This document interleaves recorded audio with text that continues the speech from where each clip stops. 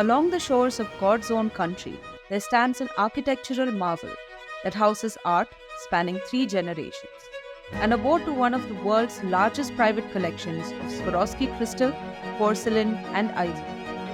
Welcome to JarXchange Specials, where every story is a hidden pearl of India. And this time, we are uncovering a symbol of love, a Taj Mahal story from Kerala's Revi Karuna Karan Memorial Museum. Can I call you Betty, ma'am? Even though my real name is Subhadra. But that Subhadra is my real name. Okay. But even I don't respond when somebody calls me. Nobody calls me by that name. Okay. Everywhere, wherever I go, it is Betty. Okay. From the time I was born. You see, my mother was reading a book. And the name Betty was not very common, particularly in Kerala in those days. But she came across its name and she decided, well, if the child is going to be a girl, I'm going to call that girl Betty. If it was a boy, she decided to call the child Billy. Billy and Billy. And it so happened I turned out to be a girl. Okay. But then I have a sister. Again, the second time my mother was expecting a child, naturally they were hoping to have a boy. But it turned out to be a girl again. So I have a sister by the name Billy, a boy's name. Yes. Okay. Thank you so much, Betty ma'am, or Subhadra ma'am, for being with us today and for giving us access to your beautiful home. So can we just start with an introduction to who you are? Who am I? Who am I? I am Betty Revi KarunaKaran, wife of late Revi KarunaKaran. He was an industrialist. In fact, his father, grandfather, they all started the coir industry. Okay. They were the first among the Indians to start. Before that, there was only few foreigners. My husband's great-grandfather got involved in this business. In those days, that was the main thing, the coir. Father-in-law, my husband's father, he continued with it. He was a graduate from Birmingham University, even in those days. And after Birmingham, he went to Heidelberg in Germany. And that is to do his master's in economics. And he met his future wife there, the German lady. They got married, came to India, and the 2 children, my older sister to my husband, she's no more, and of course my husband is also not there. The 2 children. Okay. And then it is, we got married, myself and my husband. As a follow-up, ma'am, I just wanted to know about the coir business that you mentioned, that your husband and his father. His grandfather And grandfather started. And you're still involved with the same Very business? much. I am the chairperson. You're the chairperson. Can you take me through a day in your life? How does it, like with the business and the museum and everything? I am not involved in the day-to-day working of the museum, of the offices. There are different offices, 3 of them mainly. But at the end of the day, I am told what is happening, or in between, if there is something important, they immediately let me know. Okay. And with the museum, every day you are involved? No, not at all.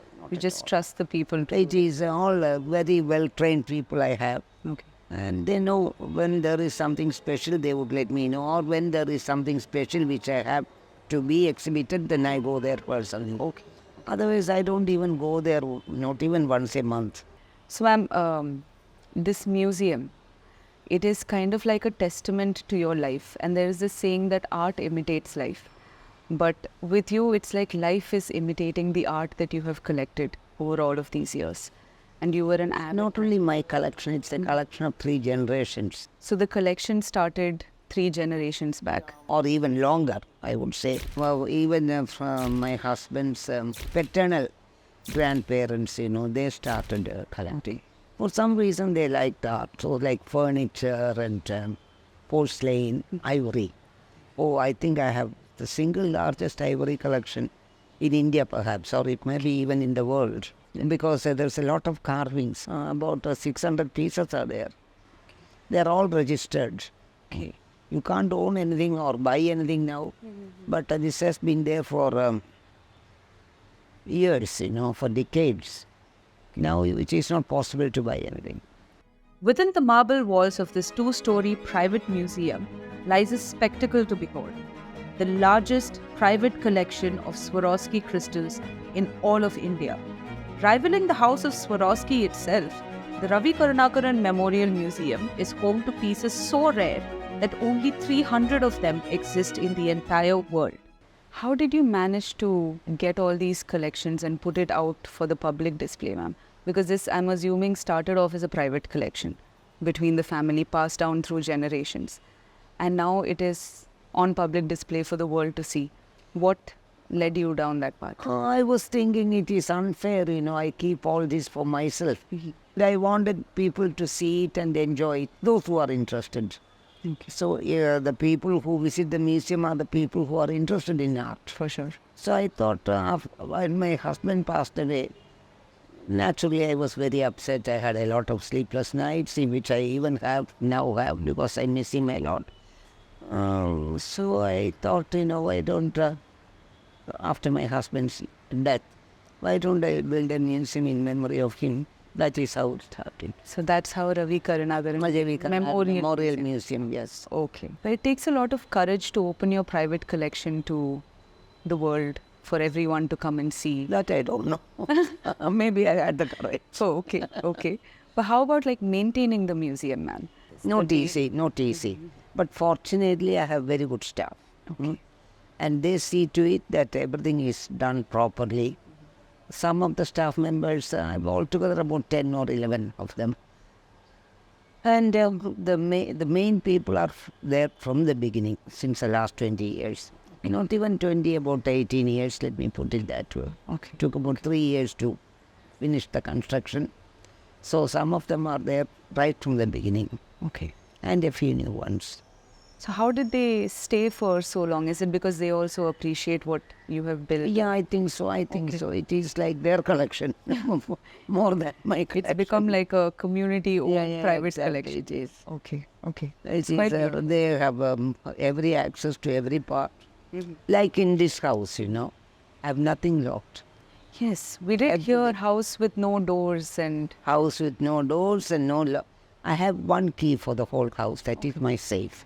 Okay. That is one thing, it's too much temptation to leave it out, the jewelry and cash and so on. So that's only one key I have for the whole house. All the rest, 24 hours, even here. And this house cannot be locked also. It's such a peculiar house. I don't think there is... I travel a lot, go around the world very often. I've never come across I can't say stupid idea like this. Okay. But I've not seen a house like this. Nowhere. There are no doors to lock, so no need for no. keys. I don't lose even a piece of cake of soap. When I am traveling and when I am away for months, whatever it is, the house is just left as it is.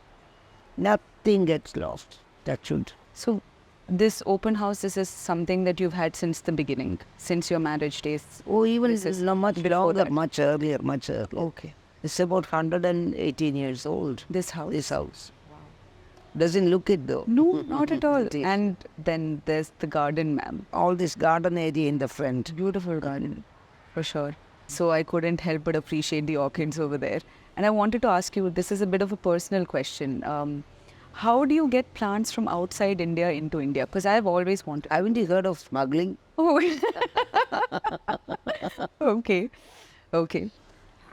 They are not officially allowed, but these people, I've they let me, tried. So that's why I was asking, is a personal they let me go. Seeing my enthusiasm, somehow I've been able to manage to bring them.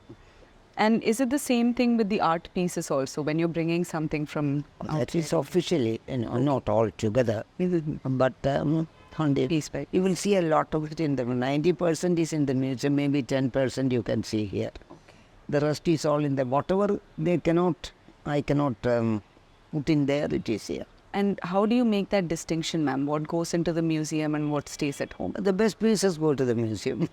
Okay. The best pieces are for the people to see. For the people. And here also there are some nice pieces. when you buy something, you always go and choose the best pieces. But there has already been a big collection here even before. I told you, my mother-in-law, she was German. And she was fond of art. The whole family, we had a weakness for art items. Maybe it's a strength for art and not a weakness, because now you have a museum as a testament to it. Okay. That is true. Yeah. What is your favorite piece in the museum, ma'am? That's there.